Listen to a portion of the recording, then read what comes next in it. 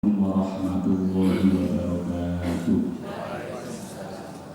Alhamdulillah wassalatu wassalamu ala rasulillah la hawla wa la quwwata illa billah amma ba'du. Para jamaah, para bapak ibu sedaya, monggo sami kita muji syukur wonten ngarsanipun Allah Subhanahu wa Ta'ala ingkang sampun paring kita kenikmatan pati kita sedaya. Mugi kula panjenengan tansah tasyukur dumateng sedaya nikmatipun Allah Subhanahu wa Ta'ala.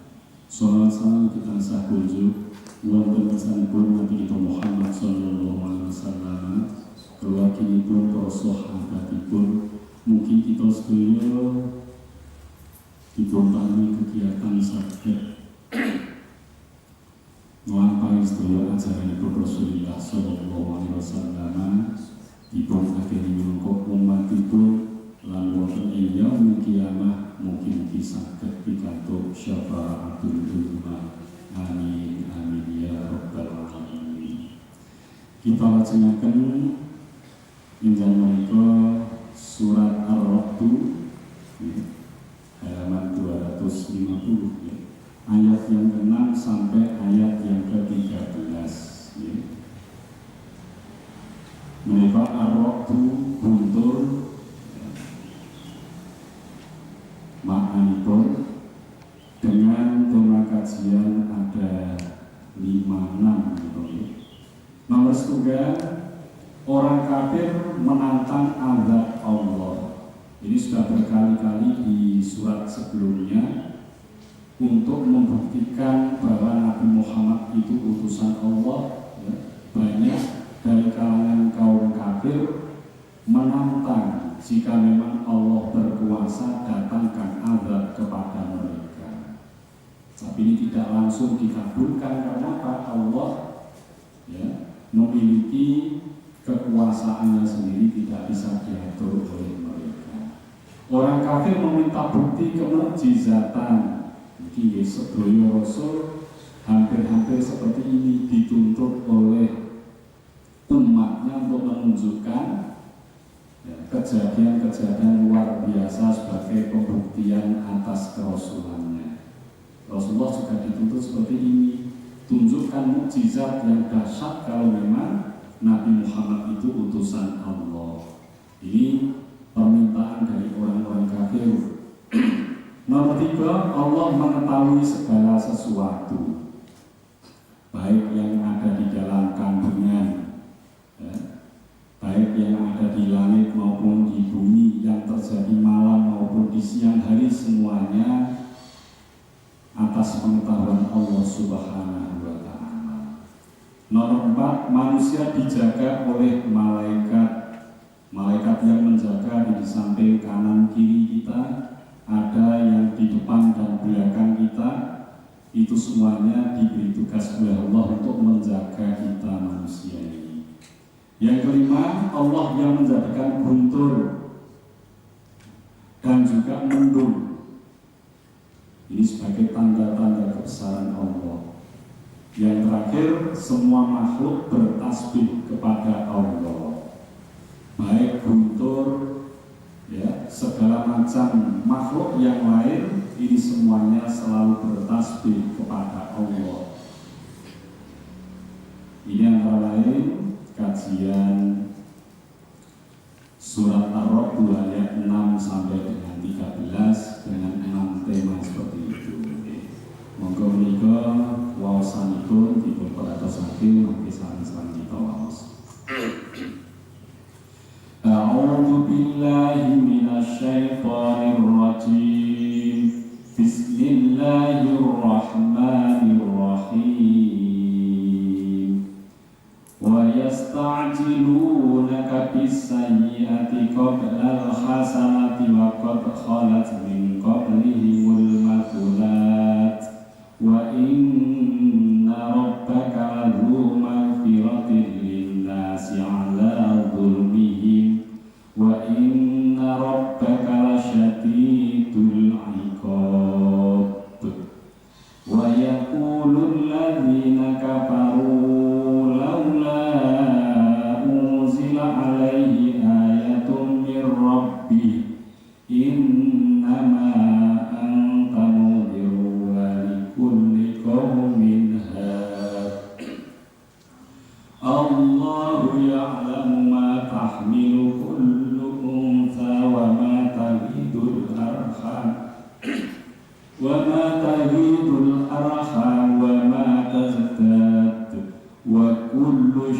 syai'in 'indahu bimiqdar. Alimul ghaibi wasyahadatil kabirul muta'al. Sawa'un minkum man asarral qawla wa man jahara bihi wa man huwa mustaqim bil-laili wa saribun bin-nar.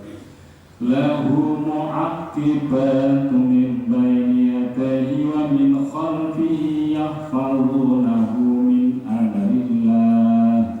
Inna Allaha la yughayyiru ma biqaumin hatta yughayyiru ma bi anfusihim. Wa idza arada Allahu biqaumin su'an fala maradda lahu wa ma lahum min dunihi min wal. Walladzi yuriikumul barqa khawfan wa tama'an wa yunshi'us sahabat thiqan wa yusabbihur ra'du bihamdihi wal malaikatu min khifatihi wa yursilus sa'iqa fayusibu biha man yasha'u wa hum yujadiluna fillah wa huwa syadidul mihal. Sadaqallahul azim. Moga sama-sama kita ngos surah Ar-Ra'd ayat 6 sampai 13. A'udzu billahi minasy syaithanir rajim. Bismillahirrahmanirrahim. Wa yasta'jilunaka bis-sayyi'ati qabla al-hasanati wa qad khalat min qablihimul masulat. Maghfiratil linnasi 'ala dzulmihim wa inna rabbaka lasyadidul 'iqab. Wa yaqulul ladzina kafaru laula unzila 'alaihi ayatun mir rabbih innama anta mudhiru wa likulli qaumin had.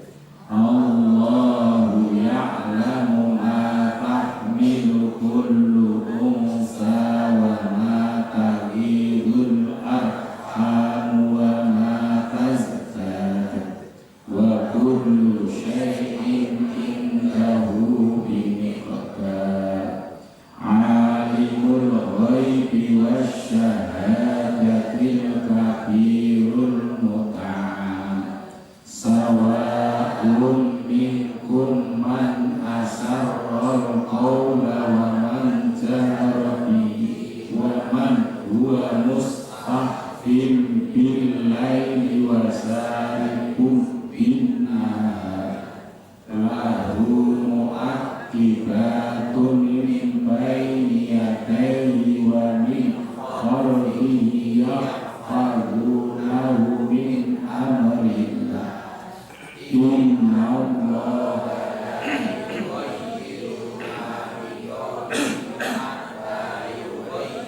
ma bi anfusihim wa idza arada Allahu biqaumin su'an fala maradda lahu wa ma lahum min dunihi min wal. Huwallazi yuriikumul barqa khawfan wa tama'an wa yunshi'us sahabas thiqal wa yusabbihur ra'du bihamdihi wal malaikatu min khifatihi wa yursilus sa'iqa fayusibu biha man yasha'u wa hum yujadiluna fillah.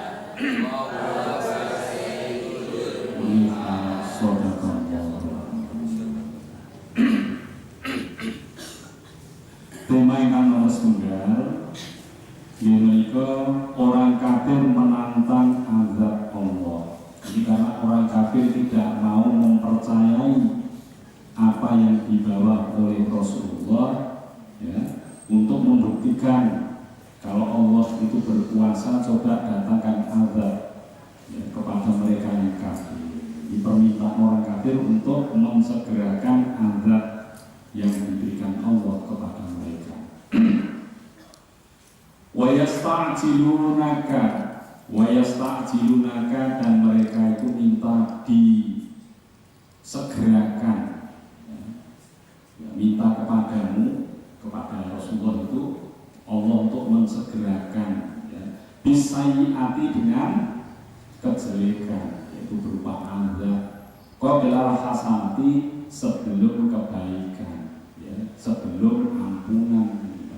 Mereka minta didahulukan azab, dan mereka tidak meminta untuk ampunan. Mestinya mohon ampun dulu. Tapi di sini orang-orang kafir itu memohon datangnya azab, kejelekan, sebelum mereka itu memohon kebaikan atau maghfirah.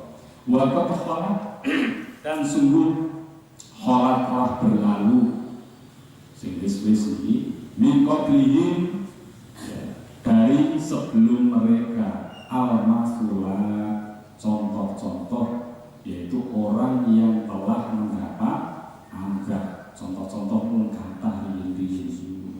Wa inna rabbaka, dan sesungguhnya rabbaka Tuhanmu, lalu mahfiratin, sungguh yang memiliki ampunan, linnasi, bagi manusia, ala dzulmihim, atas kezaliman mereka. Wa inna rabbaka, dan sesungguhnya rabbaka Tuhanmu, lasyadidul iqab, sungguh sangat berat al-iqab, siksanya. Ini terjemahipun, dan mereka meminta kepadamu agar dipercepat datangnya siksaanmu. Ini Nabi Muhammad. Orang-orang kafir itu minta kepada Rasulullah, coba kalau Allah itu memang kuasa, datangkan azab segera untuk kami, kata mereka seperti itu.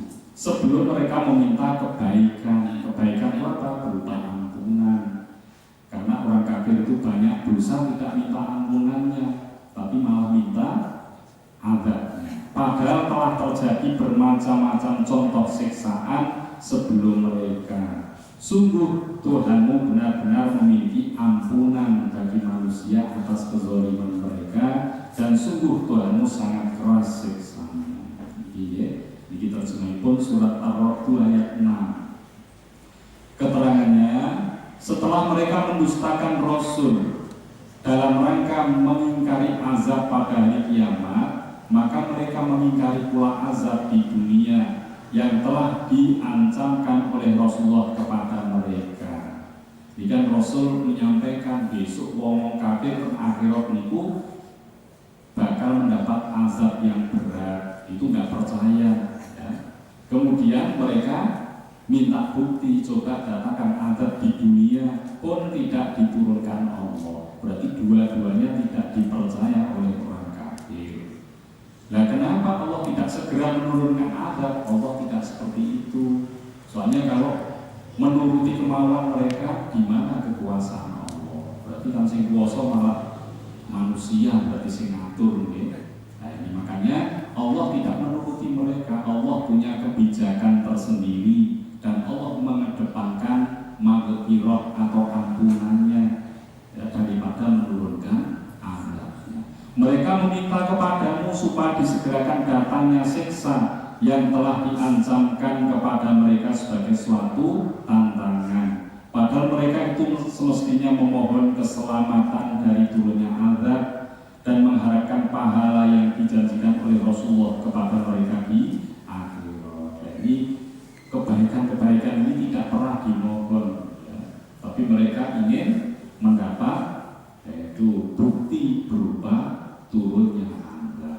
Dalam kenyataan mereka lebih senang meminta supaya disegerakan datangnya siksa daripada meminta kebaikan.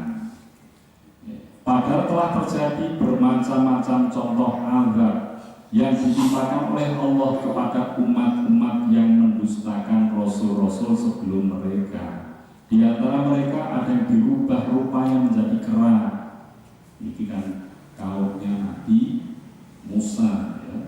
Kan hari Sabtu itu dilarang mencari ikan, disuruh tinggal di tempat-tempat ibadah.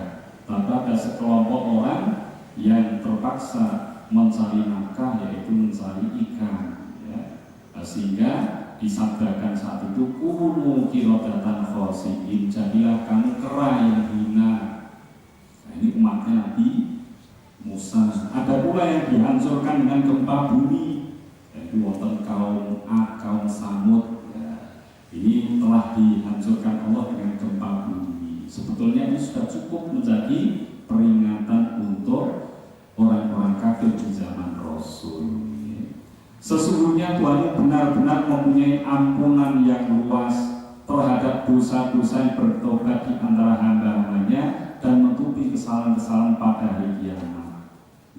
Kalau mau mohon ampun, sebetulnya dosa seperti apapun, sebanyak apapun, Allah akan mengampuninya. Nanti wonten sebagian keterangan terhadis, ya, kalau seorang itu punya dosa sebanyak pasir di laut, atau mithlu zakatil bahri kaya dene umpuk sing ana ning laut duwih di laut, atau sebesar gunung yang ada di bumi, kalau dia datang kepada Allah dengan sebenar-benarnya penyesalan, maka semua dosa itu akan mendapat ampunan. Nah ini ya, mulai ini sekedar malih kula panjenengan wonten ing wulan Saban ada malam nisfu Saban. Malam nisfu Saban ya boleh malam ke-14, ya, malam ke-13 yang lainnya, ya, 13, 14, 15. Soalnya tanggal ini kan jumlahnya 29, tengah-tengahnya 29 itu kita 14 setengah, ya 14 yang benar. Kalau belum ya dan salah malam 15, tapi ini jumlahnya 29 ya malam 14 gitu ya. Dan niku Gusti Allah niku mutus para malaikat, siapapun yang punya banyak dosa di malam itu memohon ampun kepada Allah, seluruh dosa akan diampuni. Malam nisfu Saban nek boten tanggal selikur di tanggal selikur dak kesini Sabtu malam Minggu. Niku mugi-mugi kula panjenengan berkesempatan untuk memohon ampun kepada Allah dengan ya mungkin sholat taubat, zikir-zikir pengampunan dan lainnya, sholat tasbih dan lainnya. Ini semua dosa akan diampuni, tapi orang kafir tidak mau memohon itu. Ya. Mintanya itu bukti-bukti yang nyata, ya, yang mereka rasakan langsung supaya percaya. Andai kata permintaan mereka itu dipenuhi, itu pun tidak menjadikan mereka beriman. Contohnya umat Nabi Isa alaihi salam. Niku nyuwun diturunke napa? Ma'idatan minas sama, diturunkan berbagai macam makanan dari langit. Wis diudani makanan macam-macam, mereka mengatakan ini adalah sihir yang besar. Ini sihirun mubin. Itu artinya mereka nggak percaya. Orang yang mati dihidupkan dengan izin Allah, itu pun tidak membuahkan mereka percaya. Jadi ini nek dituruti dia tetap betul percaya. Seandainya Allah tidak bersifat maha penyantun, al-halim maha penyantun, tentu akan menyiksa manusia karena kezalimannya seperti tersebut dalam firman Allah. Jadi Gusti Allah bersifat yang kaya manusia gergeten gemes terus wong tak kabeh. Niki nek sifatnya ngoten, untungnya Gusti Allah itu kagungan sifat al-halim maha penyantun. Wala yu'akhidullahu an-nasa bima kasabu ma taraka 'ala dhahriha min dabbah.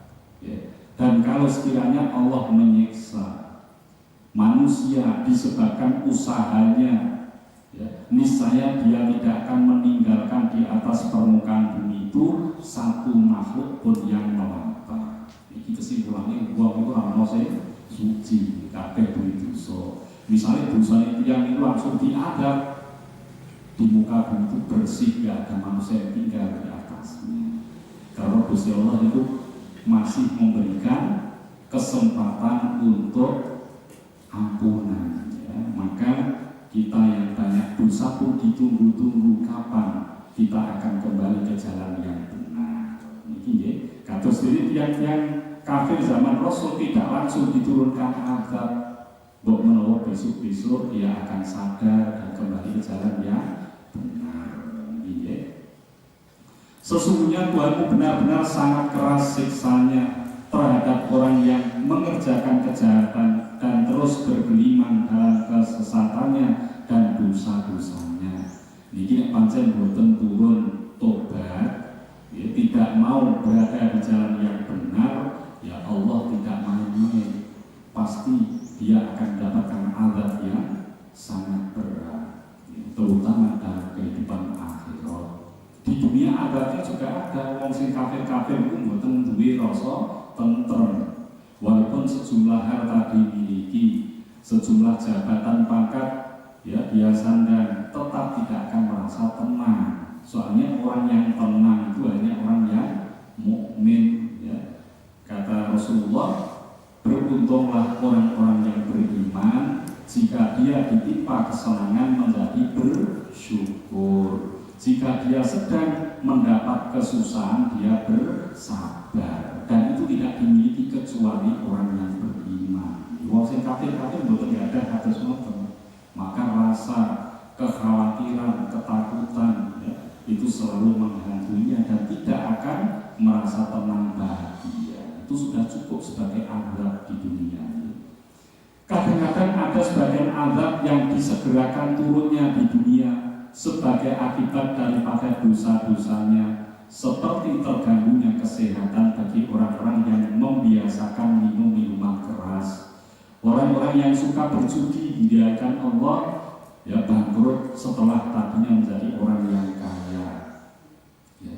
Dan seperti seorang koruptor yang dipecat dari jabatannya karena terlibat soal korupsi dan manipulasi. Ini semua adalah merupakan azab yang disegerakan. Ya. Azab seorang muslim itu.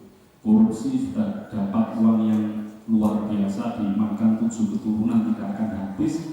Dia tidak merasa tenang karena perbuatan salahnya cukup menjadi penyiksaan dalam kehidupannya. Lalu sing ayu harus kula jenengan iki napa ingkang kula panjenengan gadahi kita terima dengan lapang hati, nggih.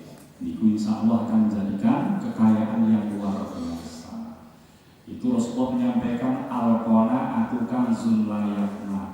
Qanaah sikap menerima karunia Allah dengan lapang hati, ya, nerimo ing pandur itu termasuk kanzun layakna, harta kekayaan yang tidak akan binasa, ya. Nah itu mari kita hiasi diri kita dengan sifat qanaah, nopo mawon apa saja yang kita punya mari kita syukuri, itu kekayaannya di situ. Sering kali ampunan dari Allah itu disebut-sebut berdampingan dengan adanya siksa. Ampunan dan siksa disebut berbarengan dengan tujuan apa? Agar supaya seorang hamba Allah selalu berada di tengah-tengah antara khauf dan roja. Khauf itu rasa takut akan azab Allah. Roja itu harapan, ya, harapan bahwa dia akan memperoleh ampunan dari Allah. Ya. Takut saja nggak boleh, ya. Karena Allah juga menerima taubat. Rojak saja juga nggak boleh, harus ada takut karena dosa sekecil apapun akan ada balasannya. Kadang-kadang takut, kadang-kadang harap, itu harus kita ya, miliki sifat itu. Firman Allah Subhanahu wa Ta'ala, Inna rabbaka lasari'ul iqab wa innahu laghafurur rahim. Sesungguhnya Tuhanmu amat cepat siksanya. Nek Gusti Allah kadung nyiksa ora ana sing saged ngalang-alangi boten. Dan sesungguhnya Dia adalah Maha Pengampun lagi Maha Penyayang. Ini dua kesempatan, ya. Kalau kita mau berada di jalan yang benar, Allah akan mengampuni segala dosa. Tapi kalau tetap kufur kepada Allah, ya, jangan harap selamat dari azab Allah Subhanahu wa Ta'ala. Maka hidup ini pilihan. Kula jenengan milih jalan sing kenceng apa sing bengkok niku tergantung kehendak kemauan kita, ya. Gusti Allah pun menunjukkan diturunkan dua jalan, imma syakiron wa imma kafuron. Dalan sing syukur, wonten dalan sing kufur. Kantor kula panjenengan milih pundi gesang menika nggih. Niki nomor setunggal intinipun bahwa orang-orang kafir memohon disegerakan azab dan mereka tidak mau memohon ampunan atau kebaikan kepada Allah. Yang kedua, orang kafir minta bukti kemukjizatan. Wa yaqulul ladzina kafaru, wa yaqulu, dan berkata alladzina kafaru, orang-orang yang kafir, laula, mengapa tidak, unzila, diturunkan alaihi, atasnya Rasulullah, ayatun, ayat atau tanda-tanda, mir rabbi, dari Tuhannya. Innama, sesungguhnya, apa, anta, engkau Rasulullah, mungdirun, sebagai seorang yang memberi peringatan, walikulli qaumin, dan setiap kaum, lanjutan sahabat-sahabat kaum, hadir, itu ada orang yang memberi petunjuk. Istilah Allah Rasulullah, setiap kaum ada Rasulnya, orang yang menunjukkan kejalan benar itu ada. Ini berlaku ya. Walikulli qaumin, dan setiap kaum itu ada seorang penunjuk. Dan orang-orang kafir berkata, mengapa tidak diturunkan kepadanya, pada Nabi Muhammad, suatu tanda mukjizat dari Tuhannya? Sesungguhnya engkau hanyalah seorang pemberi peringatan, dan bagi setiap kaum ada orang yang memberi petunjuk.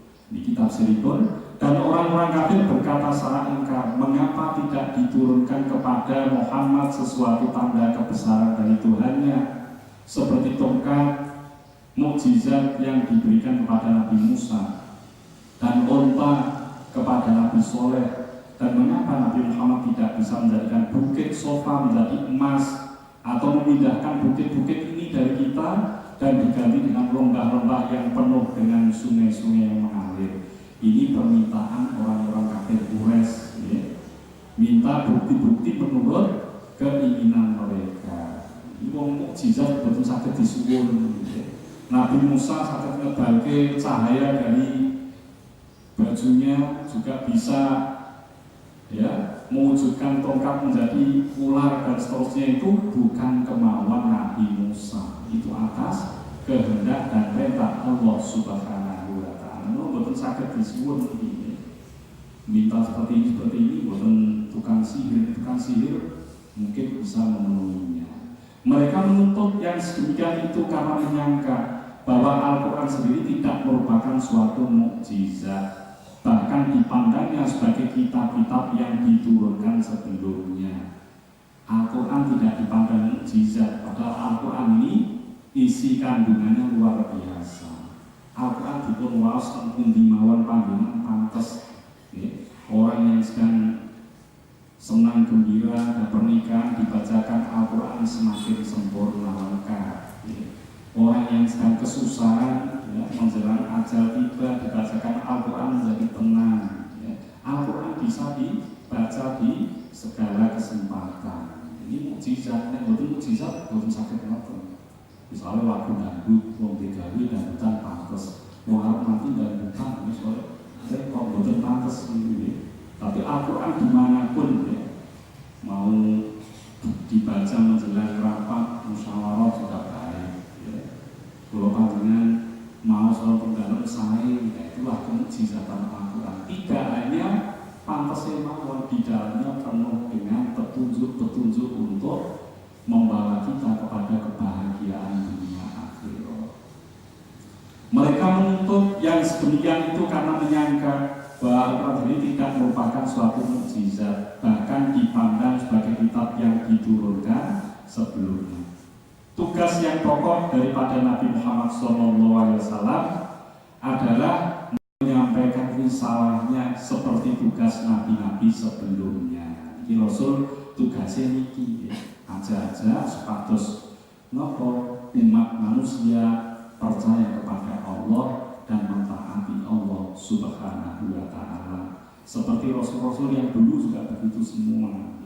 Dan bukanlah tugas Nabi memenuhi usul dan permintaan kaumnya agar mereka dapat petunjuk, sebab soal petunjuk dalam hati seorang itu adalah semata-mata di tangan Allah. Di kados kula jenengan iki mboten nate ningali mirsani mukjizat langsung. Wong karo Nabi mboten petuk iki malah semaduk masane tempatnya jauh, masa hidupnya sudah sangat jauh, tapi kita diberikan keyakinan untuk percaya kepada Allah, mengikuti ajaran para Rasul. Itu luar biasa. Kalau ini tidak karena petunjuk Allah, tidak mungkin kita bisa memiliki keyakinan seperti ini. Jadi petunjuk ini, paman Rasul itu kumpul kali Rasulullah. Abu Jahal, Abu Lahab itu kenal Korea, kempal kali Rasul. Sering melihat perilaku Rasul yang sangat baik, pun sering melihat di mana Rasulullah sedang mendapat wahyu. Tapi karena petunjuk itu belum datang, Abu Jahal, Abu Lahab tidak iman kepada Allah dan tidak percaya atas kerasulan Nabi Muhammad, bahkan menentangnya karena petunjuk belum datang. Setunggal dawuh innaka la tahdi man ahbabta walakinallaha yahdi man yasha. Sesungguhnya engkau Rasulullah tidak bisa memberi petunjuk orang yang kamu cintai, semisal paman-pamannya itu.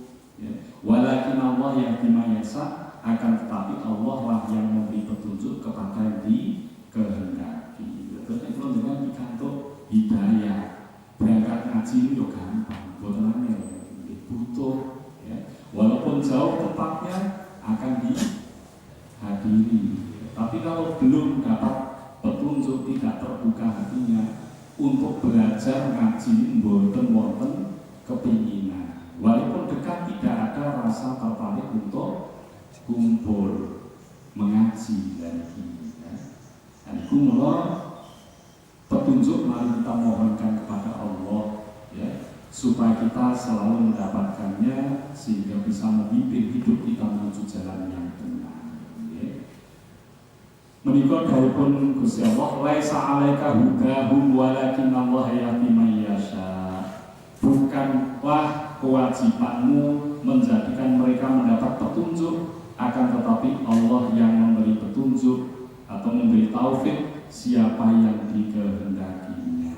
Termasuk dengan alhamdulillah niku termasuk yang dikehendaki Allah untuk mendapat petunjuk. Ini bejo sak bejo ini. Soalnya awake dhewe ora entuk petunjuk, kita berada dalam kemusyrikan, kekufuran, maka jaminannya akan menghuni neraka untuk selama-lamanya.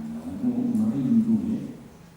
Ini monggo dipun jagi petunjuk Gusti Allah ya, sampun kula panjenengan tampi, ampun ngantos terpengaruh oleh hal-hal lain sehingga petunjuk ini akan tertutup ya. Tidak sedikit orang-orang yang dulunya baik menjadi jahat ya, karena hilangnya hidayah itu dalam dirinya yang tidak dijaga ya. Nomor 3 di nomor kalih ya, inti sari nomor 2 ya, mereka minta didatangkan mukjizat sebagai bukti kerasulan Nabi Muhammad, tapi Allah Subhanahu wa Ta'ala tidak menghendaki seperti itu. Ini pembahasan Allah Maha mengetahui segala sesuatu. Ini maksudnya di dalam kandungan atau rahim perempuan itu wonten janin pertumbuhannya seperti apa, laki-laki atau perempuan, cukup umur apa kurang umur, Gusti Allah itu perso dengan jelas. Allah ya, ya'lamu mengetahui ma tahmilu apa yang dikandung ya, hamil yang dibawa ya, dibawa atau dikandung ya. Kullu unsa, setiap perempuan. Jadi Allah mengetahui apa saja yang ada dalam kandungan para ibu itu. Wa ma tahidu, dan apa-apa yang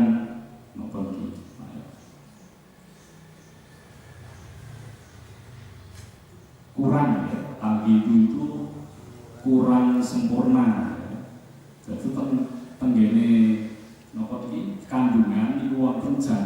yang kurang umur sudah keluar. Wa ma tahidu, dan apa-apa atau janin tahidu yang kurang sempurna umurnya. Ya. Al-arham wa ma tahidul arham, dan apa-apa yang kurang dari al-arham yang ada dalam rahim itu. Wa ma tazdatu, dan apa-apa tazdatu yang tambah. Ono sing nunjuk kandungan itu mulai langkung saking 9 bulan misalnya ini. Wa kullu syai'in, dan segala sesuatu atau setiap sesuatu indahu di sisi Allah bimiqdarin niku wonten ukuran itu. Ada ukuran-ukurannya, ya. Berapa janin yang di dalam kandungan itu akan bisa bertahan hidup, ya. Allah mengetahui apa yang dikandung oleh setiap perempuan, apa yang kurang sempurna, dan apa yang bertambah dalam rahim, dan segala sesuatu ada ukuran di sisinya. Ini penjelasan tentang pengetahuan Allah meliputi segala sesuatu. Nek sakniki kados dene kemajuan teknologi, ya, ibu-ibu yang sedang hamil itu bisa diketahui lewat USG, ultrasonografi, yang bisa dilihat gambarnya 3 dimensi. Anak lanang wadon saged di cuma dia samar, ya. Tapi ini pengetahuan Allah itu tidak samar, bisa jelas, ya, pasti, ya. Kalau pengetahuan manusia walaupun lewat teknologi, misalnya USG, tidak sedikit janin itu dikira laki-laki siap jeneng lanang, jadi lahir perempuan. Nah, itu wonten sing ngoten niku, ya. Allah mengetahui apa yang dikandung oleh setiap perempuan, baik bayi laki-laki maupun perempuan, baik satu atau kembar. Gusti Allah di besok akan lanjut usianya atau pendek. Misalnya kok sampai lebih dilebihkan atau pendek, ya mungkin lahir langsung mati. Kalau itu semuanya diketahui oleh Allah. Wa a'lamu bikum in ansa'akum minal ardi wa in antum ajinnatun fi butuni ummahatikum. Ini surat An-Najm ayat 32, ya. Dia lebih mengetahui tentang keadaanmu ketika dia menjadikan kamu dari tanah dan ketika kamu masih berupa janin dalam perut ibumu. Kalau dengan, ya, bonate atau janin yang ada di perut ibu, pertumbuhan perkembangannya diketahui jelas oleh Allah Subhanahu wa Ta'ala. Allah mengetahui kandungan rahim yang kurang sempurna. Misalnya kalau bayi lahir usia di bawah 6 bulan, itu rata-rata tidak bisa bertahan hidup. Tapi kalau 6 bulan ke atas, kalau 6 bulan itu perlu dengan penanganan khusus, mungkin di inkubator atau yang lain. Oleh cara desa, botol diisi banyu banget, ya. Tapi kanan kiri dikubuti kain sing kathah kesane suhunya hangat. Oleh cara desa-desa ini, ya. Nah, seperti itu. Ada yang lahirnya sebelum saatnya, ada pula lahir yang sudah cukup, ada yang sempurna, ada yang cacat dan lainnya. Ini semuanya telah diketahui oleh Allah Subhanahu wa Ta'ala. Dan Allah mengetahui pula kandungan rahim yang kembar 2, 3 dan seterusnya. Kembar 4, 5, di Amerika ada yang 5, kembar 5. Ini semuanya diketahui dengan jelas. Umumnya ya 9 bulan 10 hari. Tapi kadang-kadang ngitungnya itu awalnya hamil itu sih mboten tepat. Ya, itu rata-rata mboten itu. Kalau tepat insya Allah ya sekitar 9 bulan lebih 10 hari. Kadang-kadang ya maju-majunya sedikit.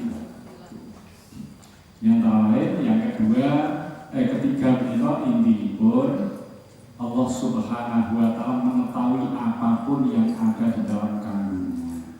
Ini untuk menunjukkan bahwa Allah itu Maha Kuasa. Alimul Ghaibi, ini masih judul yang sama, ya. Itu wonten 3 ini dados tunggal pembahasan. Alimul Ghaibi, mengetahui yang gaib. Boten malih tengene kandungan iki gaib itu boten ketinggal bakal pisan.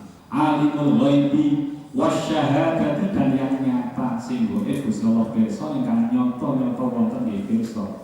Al-Kabiru, Allah itu maha besar. Al-Muta'ali, Allah itu maha tinggi. Makanya mengetahui segala sesuatu yang gaib, tahu yang sama tahu. Allah yang mengetahui semua yang gaib dan yang nyata, yang maha besar, yang maha tinggi. Dialah Tuhan yang mengetahui yang gaib dan yang tampak. Ilmu pengetahuan telah membuktikan bahwa ada alam yang tidak dapat dilihat dengan mata kepala karena kecilnya barang itu, dan baru dapat dilihat dengan mikroskop seperti alam bakteri contohnya pun. Nah ini bukan gaib jadi ini, cuma kemampuan kita saja yang tidak mampu karena terbatas itu tadi. Sebetulnya tidak gaib Garupono dari sini tidak kelihatan, itu bukan gaib, itu sebetulnya juga ada, cuma kita saja kemampuannya kurang. Kalau gaib tidak seperti itu. Gaib itu walaupun dekat tidak dapat dijangkau oleh indera kita. Seperti itu Allah mengetahui semuanya. Contohnya ini masalah bakteri cilik-cilik ini, ternyata ini juga sangat bermanfaat dalam kehidupan. Bakteri wonten sing jahat, wonten sing sae. Untuk mengurai makanan di dalam pencernaan kita perlu bakteri yang baik. Nek boten wonten bakteri ini boten saged manfaat itu makanannya. Dan itu diterangkan termasuk tentara Allah yang tidak mengetahui berapa jumlahnya bakteri tentara saged merusak, saged ngamanke sesuatu. Melainkan Allah Ta'ala sendiri yang mengetahuinya, seperti diterangkan di dalam firman-Nya, wa ma ya'lamu junuda rabbika illa huwa, dan tidak ada yang mengetahui tentara Tuhan melainkan Dia sendiri. Tentara ini wonten meri-meri, tentara ini Gusti Allah ini wonten wujud saking malaikat. Orang Badar kan diikuti tentara-tentara dari para malaikat. Tentaranya Allah juga ada mungkin yang sangat kecil, berupa bakteri-bakteri tadi, baik itu mungkin manfaat maupun mendatangkan mabuk. Dialah Tuhan yang maha besar, yang tidak dapat dikirakan sifat kebesarannya oleh semua makhluknya, lagi maha tinggi dalam kekuasaannya, yang maha kuasa untuk menghidupkan kembali makhluknya pada hari kiamat. Jadi sifat-sifat Gusti Allah. Ini masih pembahasan dengan kami. Sawaun minkum, sawaun sama saja, minkum dari kalian, man asarro, siapapun yang merahasiakan alkola ucapan, kodoi wong itu rahasia ucapan, dua majaro, dan siapa yang nopo jari itu menampakkan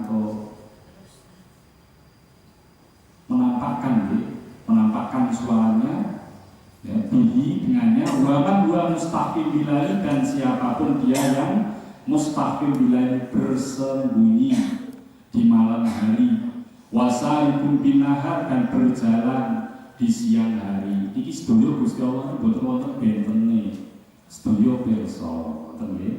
Sama saja bagi Allah, siapa di antaramu yang merahasiakan ucapannya, dan siapa yang berterus terang dengannya, dan siapa yang bersembunyi pada malam hari, dan yang berjalan pada siang hari, semuanya dalam pengetahuan Allah. Boten bedane lah.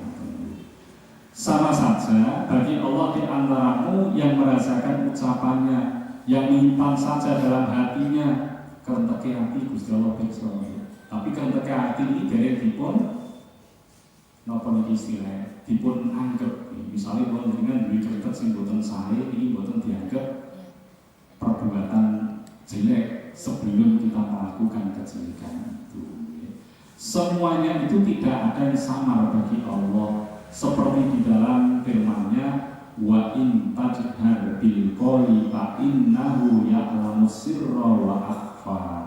Dan jika kamu mengeraskan ucapanmu, maka sesungguhnya Dia mengetahui rahasia dan yang lebih tersembunyi. Nah, terus tenggene hati mau ngerti dijelaskan maupun tidak semua diketahui Allah.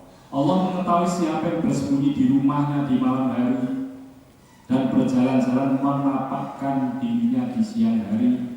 Semuanya sama bagi Allah. Oleh Ibnu Abbas di Mufassir, ayat ini ditafsirkan sebagai berikut. Allah mengetahui orang yang karena penuh keraguan-raguan suka bersembunyi di rumahnya di malam hari dan berjalan menampakkan diri di siang hari. Ini diketahui Allah, seperti seorang wanita yang bersih daripada dosa. Itu pun diketahui Allah Subhanahu wa Ta'ala. Jadi ya, atas tema pun nomor 3, Allah mengetahui segala sesuatu yang di dalam kandungan Allah tahu, kemudian yang terjadi di malam hari, di siang hari, yang disembunyikan dalam hati maupun yang dinyatakan dengan lisan, semuanya tidak ada bedanya. Allah Maha mengetahui. Ini mungkin lanjutannya kan ayat keempat. Nah, ini manusia dijaga oleh malaikat. Ini ngantos ke ayat 4 malam ya. Nah, di mana mungkin musuh. Ini mungkin wonten segi pemberitahuan ya. Lahu baginya, bagi malaikat manusia itu ya, muaqibatun niki wonten malaikat-malaikat itu sing ngiringi, pengiring, muaqibatun min baini yadayhi, dari arah depan ya. Wa min khalfihi, dan dari belakang. Yahfadunahu, mereka para malaikat itu menjaganya, ya, menjaganya. Min amrillah, dari perintah-perintah Allah, urusan-urusan Allah. Innallaha, sesungguhnya Allah, la yughayyiru, tidak merubah, ma biqaumin, ya, pada suatu kaum, hatta sehingga yughayyiru, kaum itu merubah ma bi anfusihim, apa yang ada dalam diri mereka. Ini sering dibaca, ayat ini sering dibaca untuk ceramah-ceramah. Innallaha yughayyiru ma biqaumin hatta yughayyiru ma bi anfusihim. Wa idza aradallahu, wa idza, dan apabila atau ketika aradallahu, Allah itu menghendaki, berkehendak, biqaumin, pada suatu kaum, su'an, kejelekan. Nek Gusti Allah ngersake perkawis awal tentang kaum niku fala maraddalahu, maka tidak dapat ditolak, tidak ada yang dapat menolak lahu padanya. Wa ma lahum min dunihi, ya, dan tidaklah lahu bagi mereka min duni, dari selain Allah, miwal, dari selain Allah itu tidak ada yang melindungi, ya, tidak ada pelindungnya, tidak ada. Baginya manusia ada malaikat-malaikat yang selalu menjaganya bergiliran, dari depan, belakang. Mereka menjaga atas perintah Allah. Sesungguhnya Allah tidak akan mengubah keadaan suatu kaum sebelum mereka mengubah keadaan diri mereka sendiri. Dan apabila Allah menghendaki keburukan terhadap suatu kaum, maka tak akan ada yang dapat menolaknya dan tidak ada pelindung bagi mereka. Jadi ya, selain Dia. Jadi terakhir malam ya, Allah Subhanahu wa Ta'ala menugaskan kepada beberapa malaikat untuk selalu mengikuti manusia secara bergiliran di muka dan di belakang. Jadi terus kalau dengan ini jumlahnya memiliki wonten 900 tiang, ini dipun tambah 4 kali lipatnya malaikat mendampingi kita semua. Belum lagi malaikat yang as-sayyarah. Nek mau ngaji-ngaji di masjid ini, malaikat sayyarah yang jumlahnya itu 60.000 paling sedikit itu akan hadir di majelis seperti ini. Jadi dia nanti kalau tampil ke hadisipun ya, malaikat sayyarah itu ditugasi Allah untuk mencari-cari di mana di dalam masjid-masjid Allah itu ada orang yang berpikir sedang mengaji Al-Quran, mereka akan datang. Apa dilakukan malaikat? Pertama, memohonkan ampun untuk semuanya. Yang kedua, untuk memohonkan turunnya rahmat. Luar biasa. Kalau sampai orang wong sing orang di keperluan kaji, menurut majelis ini bagaimana? Wahai Rasul ya, orang yang tidak ikut ngaji tapi sedang ada kepentingan kepada orang yang sedang ngaji, piyambake wonten teng majelis iki dia pun mendapat ampunan. Luar biasa begini hadis dengan hadis pun saya ini. Di malaikat sebetulnya itu sangat banyak di sekitar kita. Bahkan hujan yang turun satu hujan ditunggu dikawal satu malaikat. Ini mereka menjaga atas perintah Allah. Ada malaikat yang menjaganya di malam hari dan ada yang di siang hari, menjaga dari berbagai bahaya dan kemudorotan. Dan ada pula malaikat yang mencatat semua amal perbuatan manusia yang baik ataupun yang buruk. Kadang-kadang orang kecelakaan itu wong tuanya itu bayi sing jenis digendong malah selamat. Ya tidak cedera apa-apa. Itu memang dalam penjagaannya. Semuanya telah ada pengakuan. Wong Jawa itu napa mbak sedulur papa, napa mbak bahasanya kasih paham ini. Apa Pak bahasanya di sini? Ini wonten kepercayaan yang tentu jadi di malaikat ini cuma wong Jawa biyen kalau malaikat yang pasir ini. Dan itu maka dianggaplah itu sedulur itu ya. Apa istilahnya Pak Joko? Oh itu ya. Nek pengen ketemu sebenarnya kan turun tengene ngarep lawan. Itu mungkin sakit kepanggil ya. Nah, itu kepercayaan orang-orang Jawa dulu. Dan dua malaikat lain lagi yang satu di depan, yang satu berada di belakang. Maka setiap orang ada malaikatnya 4 pada siang hari dan 4 pada malam hari yang datang yang secara bergiliran. Berarti kalau dengan makhluk istimewa. Sing Joko papat ini apusan siang malam papat jumlahnya. Ngono kok maksiat. Wah kalau sih genah-genah, percuma malaikat yang Joko teman-teman genah. Nah ini ya, wong perteman di Jawa Sapang menunjukkan wah hebat warganya. Nopo malih sing Joko malaikat jumlahnya papat siang malam bergantian berarti 8 jumlahnya. Musik tukang Joko menurut. Nah ini wonten keterangan Arabin pun sakwa waos ya. Ada beberapa malaikat yang menjaga kamu secara bergiliran di malam hari dan di siang hari. Niki hadis ini ya. Ya ta'aqabu nafikum malaikatu billaili wa malaikatu binnahari hadis ini. Kalau saya mereka bertemu untuk mengadakan serah terima malaikat wonten serah terimanya pada waktu sholat subuh dan sholat asar. Terus ini subuh malaikat sing jaga kula jenengan itu naik ke langit, yang datang dari langit turun untuk menjaga siang hari. Ini pentingnya teman-teman kawal atau penting. Dan sholat asar lalu naiklah malaikat-malaikat yang menjaga di malam hari kepada Allah Ta'ala, naik ke langit apusan ini. Dia bertanya, sedangkan ia sudah mengetahui apa yang akan ditanyakan. Ini Gusti Allah besok, tapi ini pun ya, Allah bertanya sebagai sarana supaya kita tahu saja. Bagaimana keadaan hamba-hambaku ketika kamu meninggalkan mereka di dunia? Ini dari sholat subuh munggah dan penjaga 4 ini ditanya oleh Allah. Ya, sebetulnya Allah sudah tahu jawabannya, tapi untuk memberitahu kita saja. Malaikat menjawab, kami datang kepada mereka padahal mereka sedang sholat, dan kami meninggalkan mereka dan mereka pun sedang sholat. Mulanya sholat tepat waktu ini penting ya. Sholat subuh, kalau dengan sholat subuh malaikat yang abusan, oh lagi sholat ditinggal sing kokono kita kongit, oh nembe sholat. Mungkin asar ditinggal minggat nembe sholat ya. Kaki ninggil pun nembe sholat. Berarti menjadi kesan yang selalu baik ya, kepada Allah Subhanahu wa Ta'ala. Niki harian nek tahunan manggenipun wonten nisfu Sa'ban. Setiap hari malaikat itu apusan mulai subuh sampai asar niku. Nah setahun sekali malaikat akan datang sangat banyak sekali di bumi ini. Untuk apa? Yaitu membawa doa-doa dari orang yang memohon kepada Allah pada malam nisfu Sa'ban.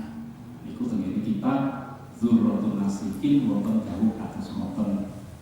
Kemudian Di saat itu siapapun yang mohon ampun kepada Allah pun akan diampuni segala dosa-dosanya itu. Iku malam nisfu saban kula amalane apa? Nggih kula jenengan nyuwun ngapura kanthi zikir istighfar sing kathah dipun dereki kanthi salat tasbih, salat taubat ataupun juga baca Yasin bar magrib nika ping 3 niate 3 niki luwes napa mau saged kita lampahi. Pokok intine kalih iki wau nyuwun ngapura kalih nyuwun kesayangan nggih. Mohon ampun kepada Allah segala dosa yang kita lakukan di tahun itu sehingga catatan amal kita ditutup minggah. Nisfu saban amal manusia akan dibawa naik sehingga kesimpulannya setelah mendapat ampunan amalnya baik semua. Nah, kula panjenengan saat itu juga diberi kesempatan mohon 1 tahun yang akan datang. Istilahnya ngajuke proposal.